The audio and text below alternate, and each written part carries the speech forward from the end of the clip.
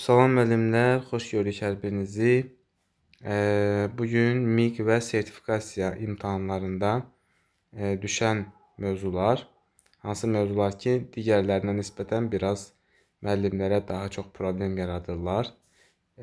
Həmin mövzulardan suallar gətirmişəm. Əgər bəyənsəz bu formatı növbəti günlərdə müəyyən qədər ara fasilə ilə yenə də belə suallar hər dəfə izah edəcəm. Çox yox, yəni bir 10-11 dənə sualdır, sürətlə baxaq. Və sonra da imtahanlarda ən çox düşən idiomlar, idiomatik ifadələr yenə də vermişəm burada, görürsünüz. Bunlara da baxarıq. Gəlin başlayaq, hansı testlərdir? Elə birinci testimiz cleft sentence mövzusundandır. Və bizdən misuse, yəni səhv istifadə olunan, səhv yazılanı istəyir. Bu da Y variantıdır müəllimlər burada, səhv variant.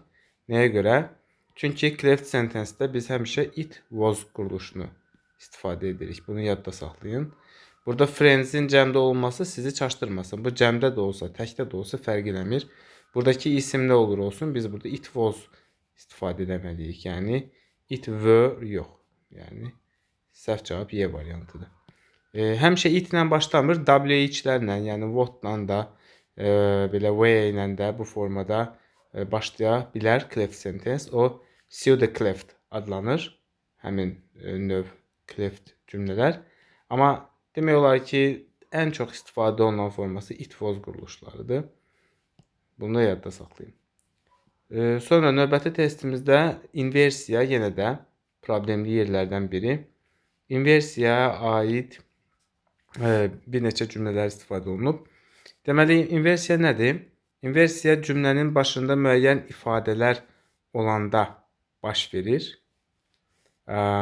Bu daha çox cümləyə inkarlıq qatan, hardly kimi və yaxud da no ilə olan ifadələr ola bilər. Cümlə başında inkarlar olarsa, cümlədə inversiya olmalıdır. Və yaxud da cümlənin başında yer bildirən, məkan bildirən zərflər gələrsə, məkan bildirən sözlər gələrsə inversiya olmalıdır. Bəs ümumiyyətlə sual verə bilərsiniz, inversiya nədir?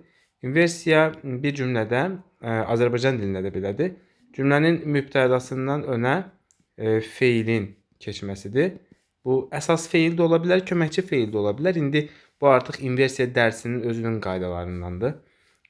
Yeri gəlmişkən qaydalar üçün də mənim özümün hazırladığı bir material var. Bütün bu qaydalar həmin materialda var. Lazım olsa yenə də nömrə qoyaram, yaza bilərsiniz.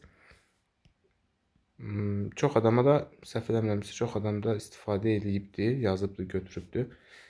İnversiyaya aid gəlin, bu testin birinci hardly ilə başlayan bu hissəsinə baxalım. Görürsünüz ki, hardly var, amma burada inversiya olmayıbdır. Yəni burada normal, I had, yəni mübtəda, sonra xəbər. Bu bildiyimiz normal cümlə quruluşudur. Burada inversiya yoxdur. Bu hissədə inversiya istifadə olunmayıbdır. Yəni A variantını götürmürəm. Sonra yenə də D variantında cümlənin önündə in the doorway, yer, məkan bildirən zərfimiz, sözümüz var.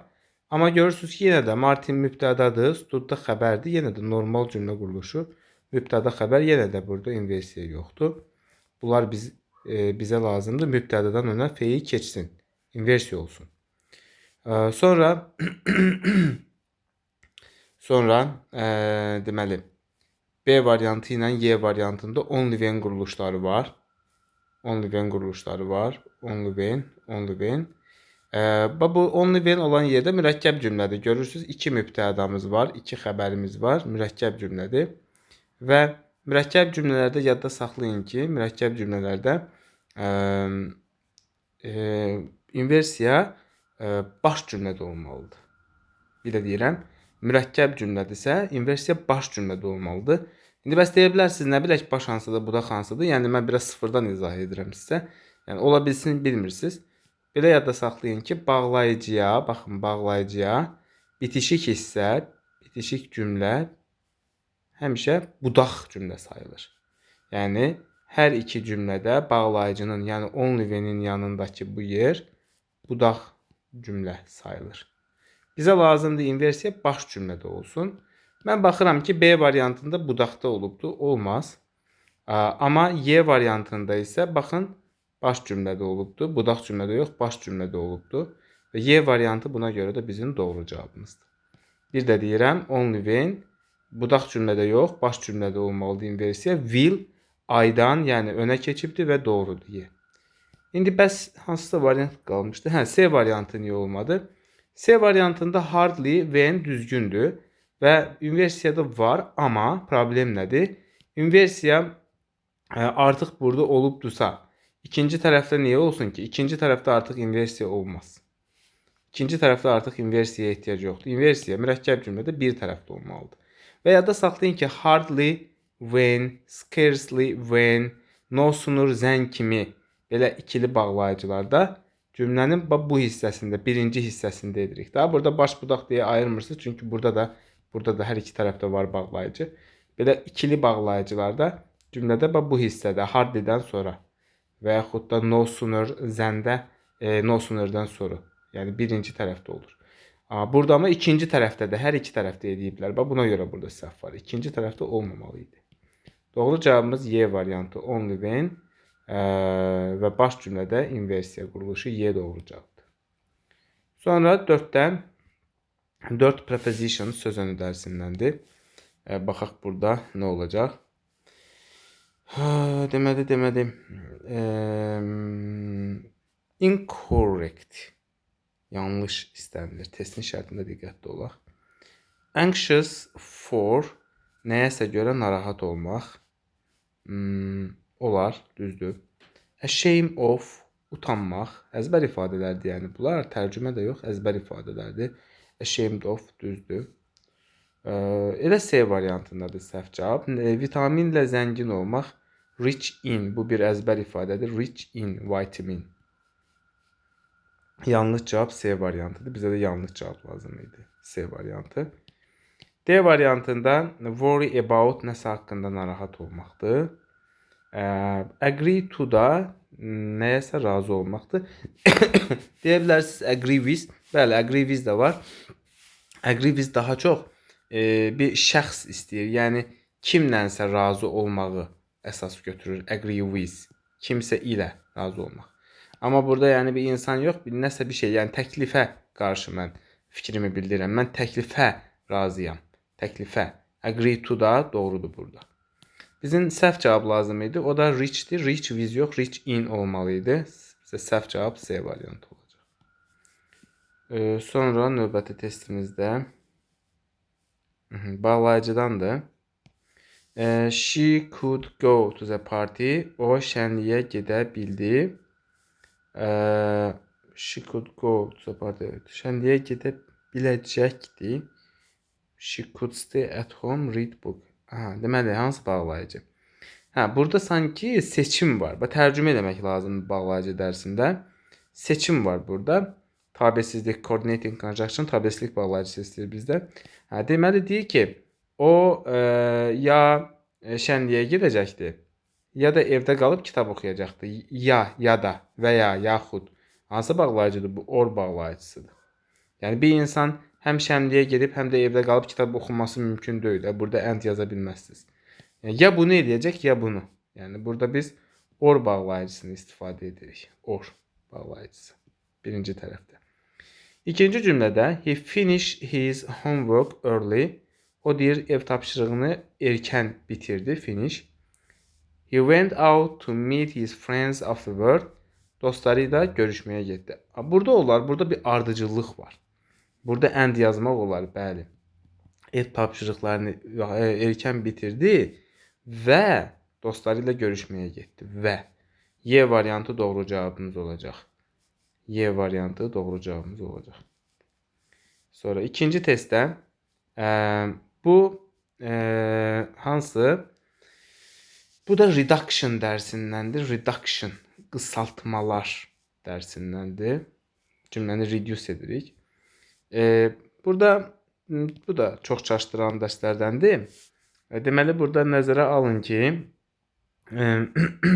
fikir verin, heç biri müstəqil xəbər forması deyil. Sadəcə cümlənin qısaldılmış, elə bir ki, cümlədə normalda ilkin əsas feil olub bu cümlədə əslində. Study burada normalda yəni ki, bir əsas feil formatında olubdu. İndi hansı zamanda olubdu, indi onu bilmirəm, amma qısaldılıb sadəcə. Artıq burada qısaltma formasında olmalıdır. Yadda saxlayın ki, to məsdəri magmək kimi tərcümə olunur və əgər onu qoyacaqsınızsa, orada bir məqsəd olması lazımdır. Məqsəd. To feil qoyacaqsınızsa.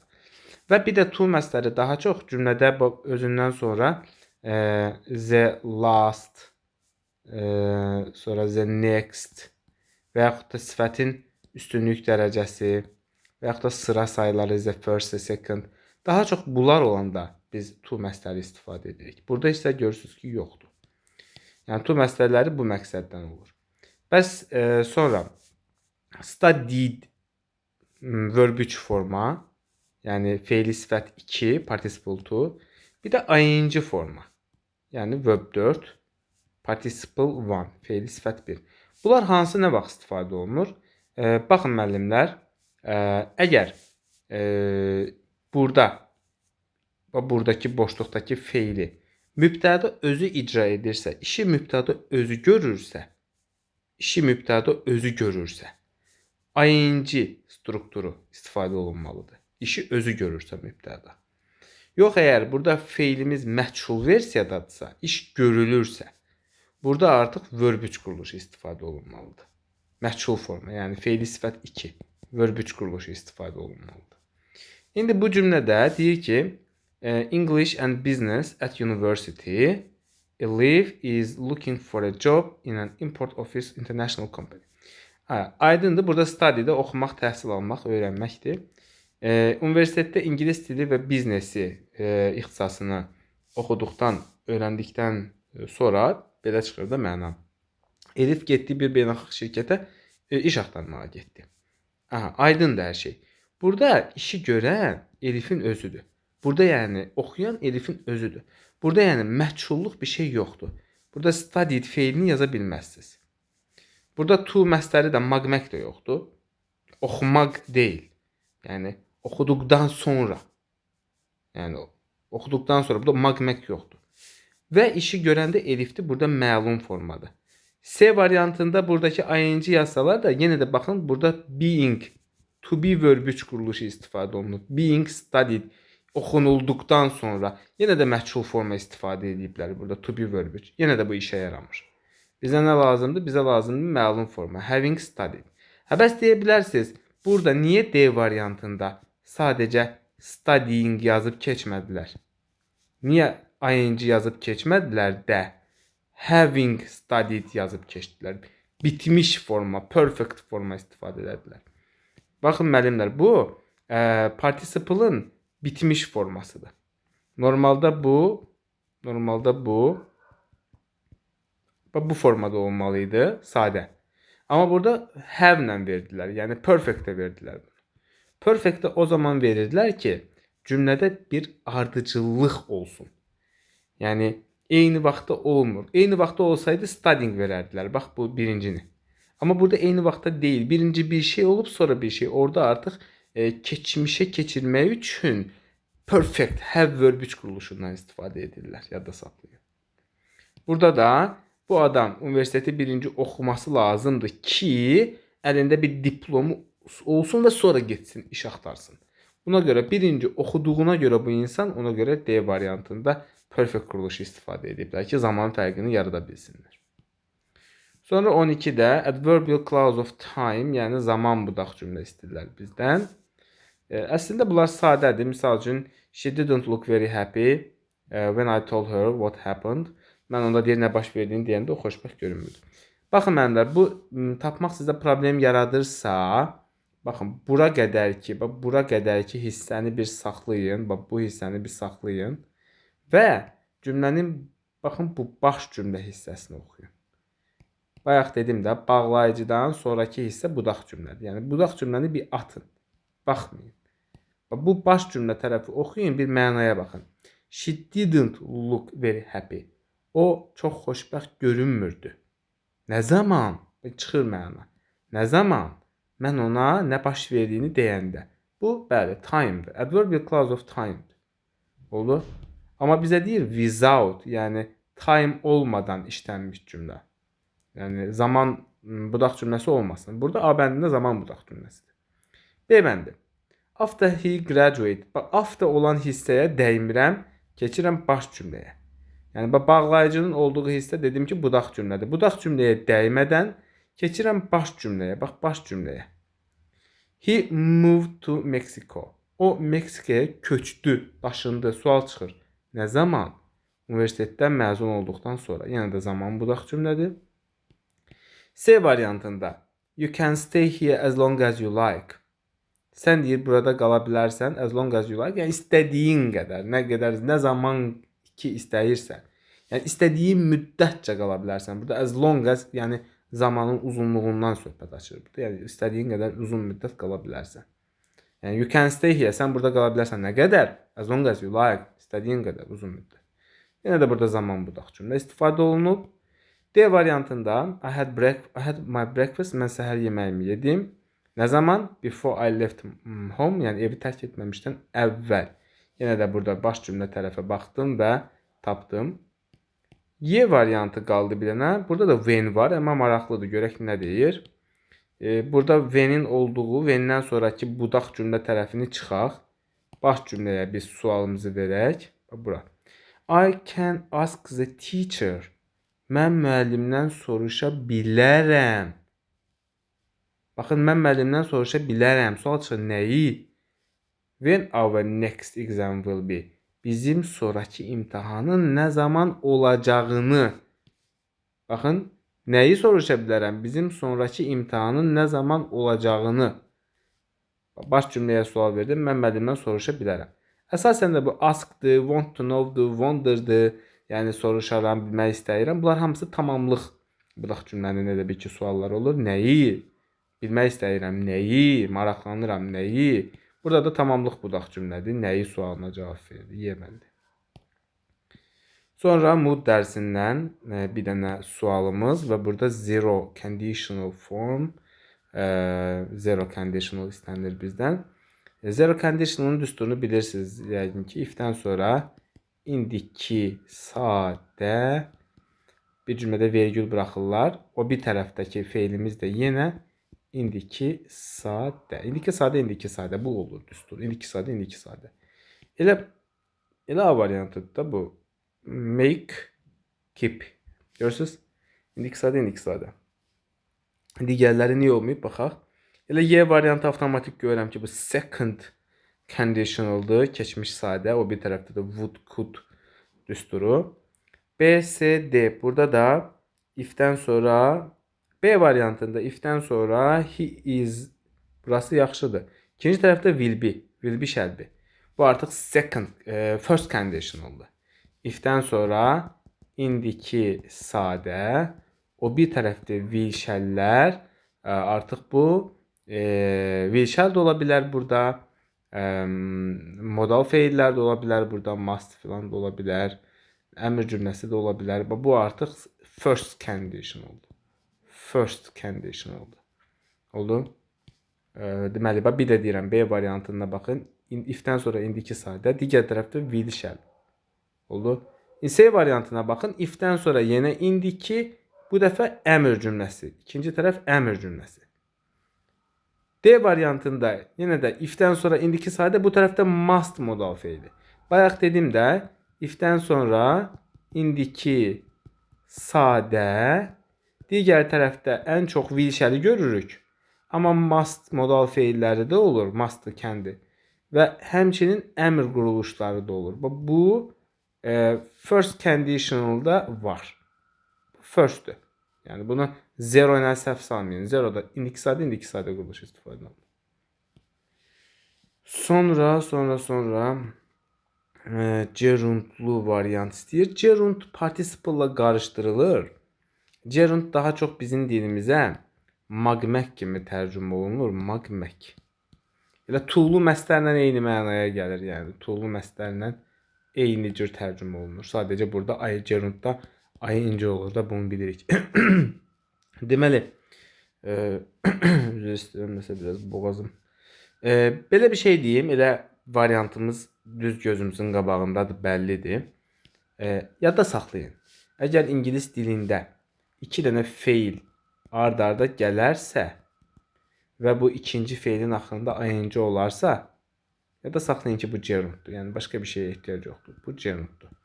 Yəni bu artıq başqa bir şey ola bilməz. Misal üçün A variantında 2 dənə feil ard-arda gəlibdi. Xizək sürməyə getmək. Və bu da, bu ikinci də ing götürəndə gerunddur. 2 feil ard-arda gələrsə və ikincisi ing götürərsə, o ing götürən gerunddur. Xizək sürməyə, sürmək, magmək kimi də tərcümə olunur. A variantı gerunddur. B variantında ing var. Amma tərcüməyə baxın. Taking his books, teacher left the classroom. Kitablarını götürərək müəllim otağı tərk etdi. Götürərək, araq, ərək. Tərz. Bu participle'dır. Yəni participle one, yəni verb 4-də bildiyimiz fe'li sifətdir. Oldu. Həm də bu necə bilə bilərsiniz? Burada bu mübtəda var, müəllim tərk etdi. Necə? Burada da tərzi var. Götürərək, tərz bildirir. Gerund isə magmək bildirir. C variantında görürsünüz, bu S götürüb cəmlənibdir. Bu nədir? Bu artıq isimləşmə sayılır. Artıq bu verbal noun, yəni feildən düzələn isim. Yəni isim kimi gedir artıq bu. Cəmlənirsə, artiklı varsa, bu formada verbal noun gedir. D variantında yenə də baxın, watching TV, she made a lot of tests. Televizoru izləyərək çoxlu testlər hazırlayırdı şagirdlərinə. Necə? Televizoru izləyərək yenə bir tərz var. Görürsünüz, yenə də izləyərək, ara gərək var. Fe'li sifətdir yenə də. Y variantında yenə də qadın isimdir, ismi təyin eləyibdir, fe'li sifət quruluşudur. Hansı qadın? Bişirən qadın. Mənim anamdır. An-ən bişirən, an-ən fe'li sifətdir. Görürsünüz də. Yəni participle fe'li sifət. Verb 4. Bizə isə gerund magmək lazımdır. Magmək, xizət sürmək, sürməyə getdi. Bu da A variantı doğru cavabımız olacaq. Yəni yadda saxlayın, əgər bir isim ismi təyin edibsə, sifət kimidirsə və yaxud da tərz bildirib ara gərək kimi tərcümə olunursa, bu fe'li sifətdir, participle'dır. Səhv göstərdim, bax burada. Televizor izləyərək ara gərək. Kitabları götürərək ara gərək. Görürsünüz, bu tərzdir, bu fe'li sifətdir. Və yaxud da bişirən, hansı qadın bişirən? An-ən. Yəni də bu hamısı fe'li sifətin tərcüməsidir. Əgər S götürübdürsə, artıq isimləşmədir, isimləşibdir, verbal noundur. Bizə lazımdır artıq gerund. Gerund daha çox belədir də. Fe'il. Fe'il üstəgəl fe'il və ing gerunddur. Bir də söz önlərindən sonra gələn ing gerunddur. Sonra burada yenə də fe'il dərsinə oxşuyur. Bu fe'il dərsinə oxşuyur deyəndə belə şərt vermədən verirlər, qarışıq olur və çaşdırır müəllimləri çox. Deməli, has served olmalıydı. Çünki biz bilirik ki, bitmiş zamanda have has özündən sonra verb 3 götürür. Verb 3 quruluşu götürür. Served olmalıydı. Misal üçün has go olmaz, has gone olar. Has gone, verb 3 quruluşu. B-də I shall return when. Baxın, burada when var. Yadda saxlayın ki, when'dir, if'dir, when'dir, while'dir, after, before, as soon as long as, nə bilim, bu forma olan şərt zaman bağlayıcıları, bunlar özlərindən sonra shall, will, should, would, bitmiş quruluşlar götürməzlər. Xüsusilə də zaman, tense form düşübsə, bunu mütləq əməl edin. Və bir də deyirəm, if'dir, when'dir, while'dir, after'dir, before'dir, bunlardan sonra shall, will'lərdir, should, would'lardır, bitmişlərdir, gəlməz. Sonra it has been raining since morning, düzgündür. Bu bitmiş zaman göstəricisidir. Burada da bitmiş zamandır və C doğru cavabdır. D variantında Lucy hədiyyə qazandı. Burada Lucy təkdədirsə, bu niyə get s götürmür ki? Üçüncü şəxsin təkində fe'l s götürmədik. Gets olmalıydı. Səhvdir D variantı. Sonra əgər keçmiş zaman olsaydı get yox got kimi yazılmalıydı. Y variantında he would come here while he is in London. Bu da ki məşhur qaydadır. Uzlaşma pozulubdur. Burada indiki zamandır. Burada keçmiş zaman belə olmazaq. Burada was olsa nə bilim olardı. Burada would-la is uyğun gəlmir. Bu zamanların ürəyidir bu qayda. Yəni uzlaşdırma. Burada da modal feildir. Modal feil. Diqqətli olun ha, modal feil. Çünki mən görürəm burada need yazıblar, there yazıblar. Bunlar needdən there eyni şeylərdir yəni ki. Hər ikisinin qaydası aşağı yuxarı eynidir. Əgər sual və inkarını to do ilə düzəldirsinizsə, deməli burada əsas feildirlər. Çünki modal feil olanda özləri düzəltməlidirlər suallarını, inkarlarını. Və yaxud da bunlar əgər şəkilçi götürürsə, needs, needed, deməli yenə əsasdır. Bunlar yenə əsasdır. Çünki modal feil şəkilçi götürməz. Biz can feilinin, must feilinin sonuna şəkilçi yaza bilərikmi? Əlbəttə ki, bilmərik. Buna görə də yəni ki, biz şəkilçi götürənləri yəni qəbul eləmirik. Doğru cavabımız olası D variantı. Baxın, there inkarında da özü notu götürür. Yəni to do ilə yox, özü götürür. Bu da D variantı modal feil. Sonra sonda qısa cavablardır. Qısa cavablarda doğru cavab axtarırıq. She cut, so do I. Deməli, burada do indiki zaman veriblər. Bəs bu indiki zamandır mı? Yox. Əgər bu indiki zaman olsaydı she cuts olardı, s götürərdi. Deməli bu s götürməyibdir. S götürməyəndə bu nə olur? Keçmiş zaman. Çünki biz bilirik ki, cut feilinin 3 forması da eynidir. Keçmişdə artıq siz heç bir feilə s yaza bilməzsiniz keçmişdə. Yəni bu artıq keçmiş kimi gizlənib. She cut keçmişdir bu. Bura so do yox, so did verməliydiniz. A variantı səhvdir. B variantı John is at the office olarda. John ofisdədir. Yəni əgər bir yerdə dir, durdur tərcüməsi varsa, o təbii ki to be-dir. Is'dir. Has deyil. Əgər bu John has olsaydı, var mənasında tərcümə olunardı. John var, ofisdədir, olmur artıq. Burada has yox, is'dir. Is. Sonra C variantında inkar cümlədir. İnkara ayzə ilə cavab vermək olar, amma ayzə olan cümlə özü də inkarda olmalıdır. Yəni I didn't olmalıydı. I didn't either olmalıydı. Ayzə olan cümlənin özü inkarda olur. D variantında gələcək zamandır. İkinci tərəfdə yenə gələcəkdir. Bəli, I shall ilə işlənir. Bəli, I shall düzdür. Təsdiq cümlədir. So, bəli, shall I olar. D düzdür. Y variantında niyə olmayıbdır? Y variantında burada would like olar da. Had olmaz. Çünki burada like sadə verb 1 dax. Had verb 1 ilə işlənmir. Like da olar. Burada would like'dır. Would'dursa, yəni burada da so would I olmalıydı. So would I. Oldu so would I.